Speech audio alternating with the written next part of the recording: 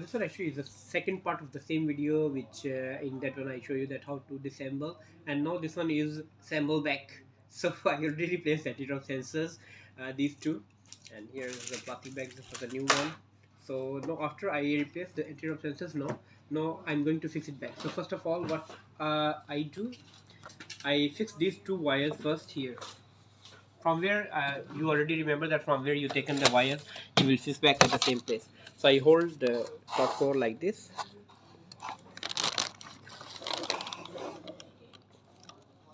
Okay, once I attach these two wires, I make sure this rubber, you just see the bumper rubber only. Okay, if you bumper rubber is at accurate place, then just leave the cover and then press the lock, and you see this button is functioning or not. Okay, so now we put here on the legs, and I attach these front wires, the bumper one.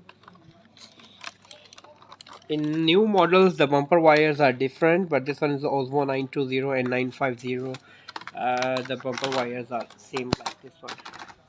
Now you can see here the bumper can press back. Okay, I put back. So first of all I will test first. So for testing purpose, I'm not going to install all the screw. I'm just going to install these two screws and put the battery back. Yeah, the battery okay, not rusty, because sometimes when the water go in, so the battery clip also became rusty. So from there we can see whether this one can use or not. So just put back these two screws. Now we can test. It's ready to test. If the Deebot start moving forward, didn't give error, it means that the problem solved. If it gives the error, means that the front anti-drop sensor also, or maybe this one, because the water, we can see the watermark here. So maybe underneath this top cover there are two screw here. The anti-drop sensors here also, very tiny one, two here and two here. So maybe that one also need to replace. So we will just replace the left and right only, and now we are going to test whether it can move forward or not. If it start moving without any error, it means that the problem solved. So once the light stop blinking, now it's ready to use. I'm starting the clean. I think the Deebot, yes, start moving.